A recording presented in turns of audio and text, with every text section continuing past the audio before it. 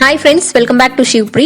இன்னைக்கு நம்ம சேனல்ல சிக்கன் வச்சு பர்கருக்கான பேட்டி எப்படி பண்றது அப்படின்னு பார்க்க போறோம். இது ரொம்ப சிம்பிளா வீட்லயே பண்ணிடலாம். வாங்க வீடியோக்குள்ள போலாம்.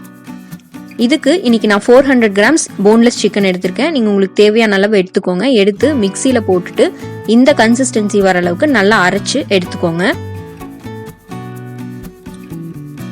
இப்போ இதுக்கு தேவையான உப்பு ஆட் பண்ணிக்கோங்க. அப்புறம் ஒரு 1/2 tablespoon pepper powder, 3/4 tablespoon chilli powder, 1/2 tablespoon garlic powder add பண்ணியிருக்கேன். நீங்கள் உங்ககிட்ட இல்லைன்னா பூண்டை வந்துட்டு அரைச்சி எடுத்துக்கோங்க. அதுக்கப்புறம் 2 டேபிள் ஸ்பூன் பிரெட் கிரம்ஸ், இது இல்லைன்னா மைதா மாவு கூட ஆட் பண்ணிக்கலாம். இது வந்து நல்லா பைண்ட் ஆகிறதுக்காக போடுறோம். ஸோ இப்போ இது எல்லாத்தையும் சேர்த்து நல்லா மிக்ஸ் பண்ணணும். மசாலா மட்டும் தனித்தனியாக கட்டியாக இருக்காமல் எல்லாத்தையும் நல்லா மிக்ஸ் பண்ணிக்கோங்க. இப்போ நம்மளோட சிக்கன் மிக்ஸ் ரெடி ஆயிடுச்சு. இப்போ நம்ம பேட்டி ரெடி பண்ணிடலாம். இதுக்கு முக்கியம் ஷேப் தான். ஸோ நீங்கள் எந்த பர்கர் பன் எடுக்கிறீங்களோ அதுக்கேற்ற மாதிரி ஒரு மூடி எடுத்துக்கோங்க. அந்த ஷேப்க்கு ஏற்ற மாதிரி அதில் சிக்கன் கொஞ்சமாக போட்டு நல்லா இந்த மாதிரி ப்ரெஸ் பண்ணிக்கோங்க.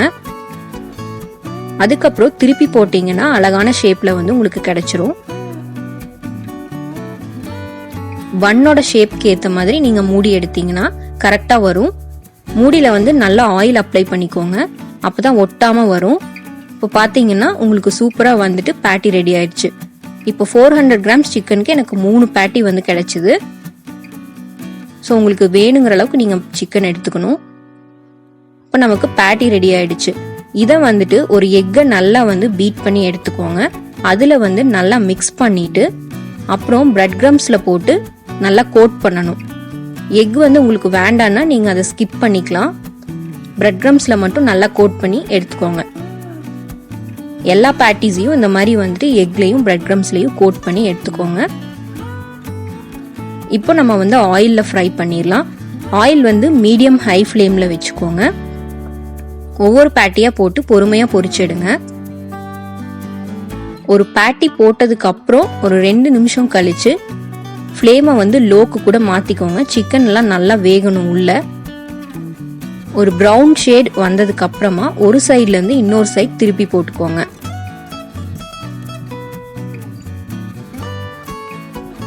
ரெண்டு சைட்லையும் நல்லா குக் ஆனதுக்கு அப்புறம் நீங்கள் அதை வெளியே எடுத்துடலாம். இதே மாதிரி எல்லா பேட்டிஸையும் நீங்கள் குக் பண்ணி எடுத்துக்கோங்க. அவ்வளோதான், சிம்பிளாக ரொம்ப டேஸ்டாக நல்ல கிறிஸ்பியான பர்கர் பேட்டிஸ் நம்ம வீட்லேயே ரெடி ஆயிடுச்சு. அடுத்தது நம்ம பர்கர் இதை வச்சு எப்படி பண்ணுறதுன்னு பார்க்கலாம். Stay tuned for next video. Subscribe for more videos. Thanks for watching.